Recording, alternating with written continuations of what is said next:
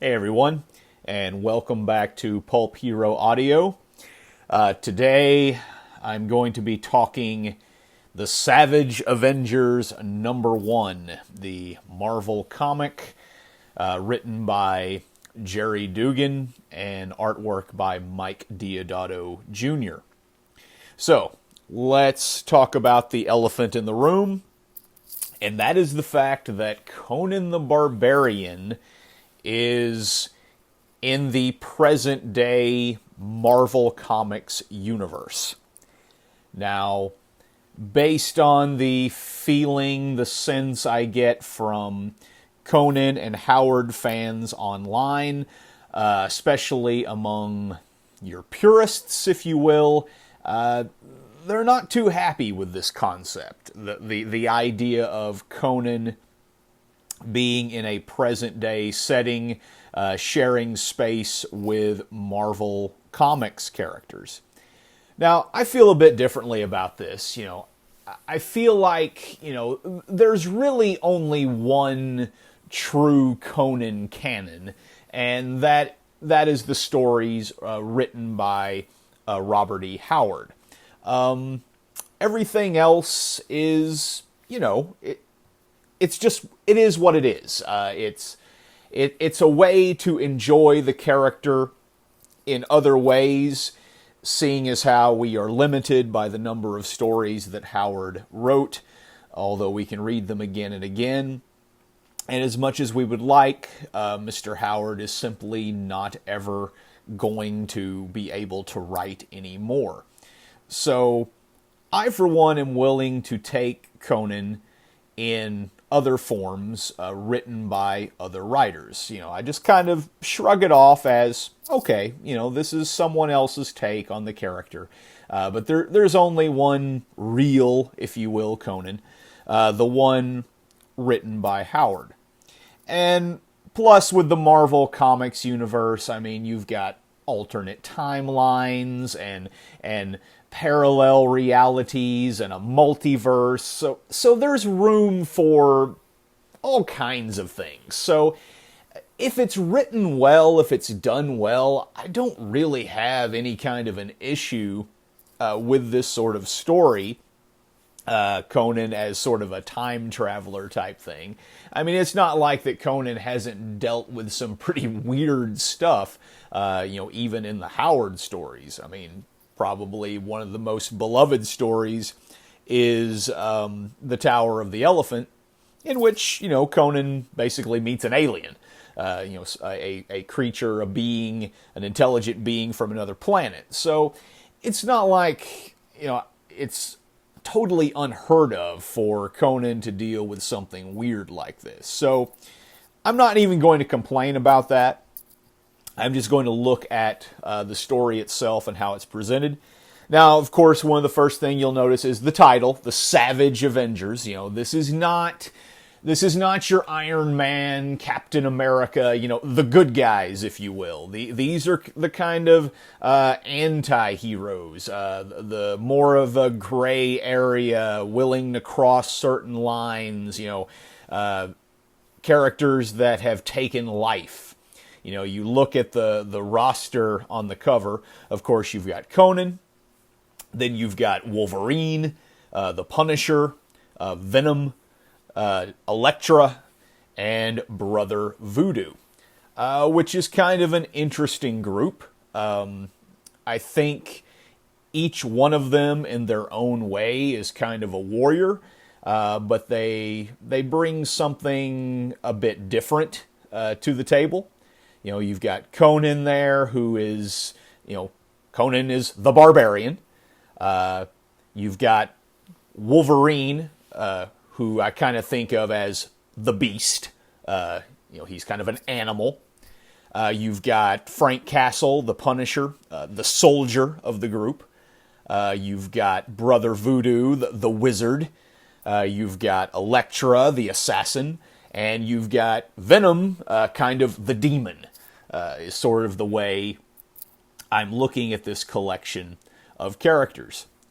So as the story opens, we find that there's this group that is trying to resurrect or summon some sort of powerful being.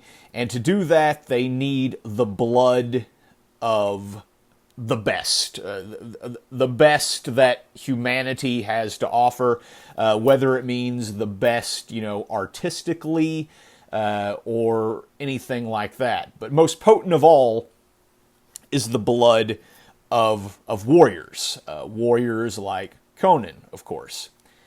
So that's going to bring Conan and these other guys into the mix. As, this cult, they're going to want their blood. Now, one thing that I do appreciate is that the story is set in the Savage Land. Now, if you're not familiar with Marvel Comics, the Savage Land is sort of this place, this hidden place on Earth that has been untouched by the passage of time. It's still very much a primal savage land. Dinosaurs still roam this land. It's a place that time forgot. So I kind of like that they're putting Conan here in the Savage Land rather than, say, in the middle of New York City or somewhere like that. So really, Conan is more in his element in the Savage Land than, say, some of these other characters. Like the Punisher. He's used to cleaning up the mean streets, or that kind of thing in an urban sort of setting. So really, it is these other characters that are sort of a fish out of water. Conan kind of fits right in the Savage Land. I mean, he just sort of takes right to it. We find that he's been there for a little while now, and he's been, fighting beasts and creatures, and he's heard rumors of a treasure in a city there in the Savage Lands.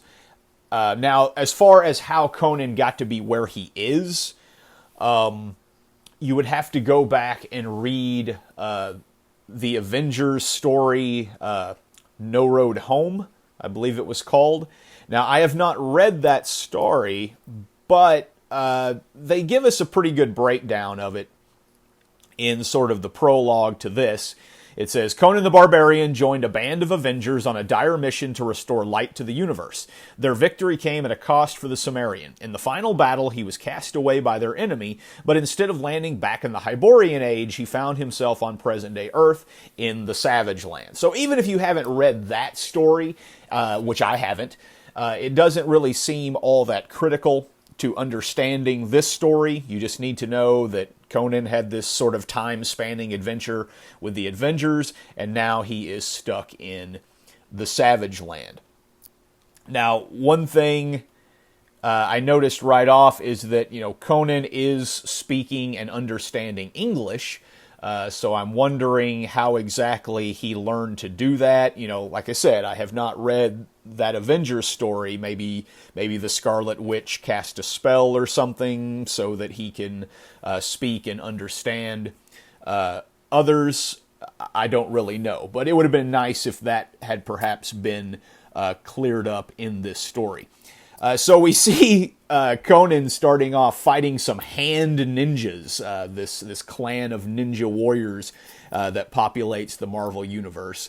And of course, he's making very short work of them when in the midst of it, in his bloodlust, in his berserker fury, whatever you want to call it, he doesn't notice that another fighter has entered the fray, and he, cleaves the skull of this fighter with his sword, who turns out to be Wolverine.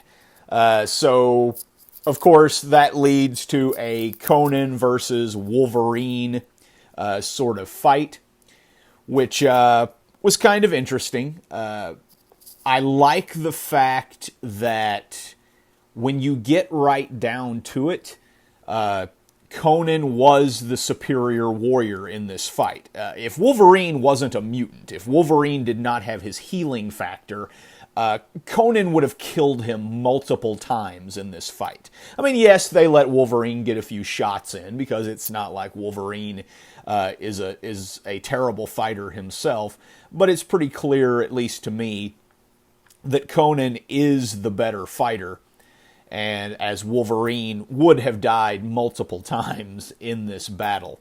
But ultimately, it just sort of seems like they get tired of fighting, and they decide instead to just drink some beer that they find in sort of a storage house. And there's some kind of humorous banter between Wolverine and Conan that works pretty well.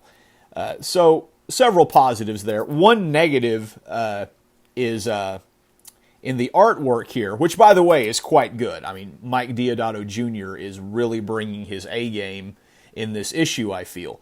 But there were several panels when it seemed like Conan and Wolverine were almost eye to eye, which really should not be the case. If all you know of Wolverine is Hugh Jackman from the movies, then you may not be aware of the fact that in the comic books, Wolverine is a pretty short guy. And, of course, if you know Conan, and if you're listening to this and this channel, you're probably a fan of Conan. Conan, is quite the giant, rather tall. So I feel like in most of these panels, Conan should have just been towering over Wolverine. But there are times when it seems that they are almost eye to eye with each other. Though at others, Conan is definitely taller, though I would not say greatly so. But really, there should be quite a difference between these two in height. So we find that this cult, which appears to be somehow working with the ninja clan, the Hand, they're gathering these different warriors to be sacrificed to their cause, Brother Voodoo. There's one page where it appears that perhaps they have venom in some kind of a cage, but it's not really clear if that is the case or if that is what is going on. So I'm not entirely sure what is taking place there. So the bulk of the issue is just that, just setting up the fact that this cult is slaying these warriors and other people as sacrifices to summon this being that they plan to serve or worship, that they think will reward them in some way, shape, or form. And one of the people that they're trying to lure is Frank Castle, the Punisher, a warrior who has killed many, many people. And one of the ways that they lure the Punisher is they steal the bodies of his family, like right out of the cemetery. They take Frank Castle's wife and children's bodies from their grave. Now, I've read quite a few Punisher comics, and I don't believe that this is the first time that this has been done. I seem to remember quite vividly a Garth Ennis Punisher story where that very thing was done, where the Punisher's family's bodies were stolen from their graves in an effort to lure or throw off the Punisher. So it's a good idea, but not exactly an original one. And so there's still quite a few members of this team, if you will, that we've yet to meet. We really haven't seen much of anything of Venom. We haven't seen Elektra at all, although I'm sure the presence of the Hand ninjas will facilitate her arrival. So all in all, not a bad first issue. I'm interested enough that I do want to read the second. And as is the case with modern comics, you pretty much have to read the second issue, and probably the third and the fourth and the fifth, or at least probably the first 5 or 6, if you're going to get the entire story. Because again, it's like they're pacing for the trade, for the collection, rather than giving you a one-and-done type of story. You have to stay on for several issues, which, is sometimes good, sometimes not.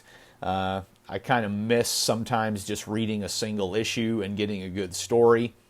Also, the price point on comics these days seems a little ridiculous, especially considering the quality of some of Marvel's comics. And by quality, I mean the literal paper on which they're printed.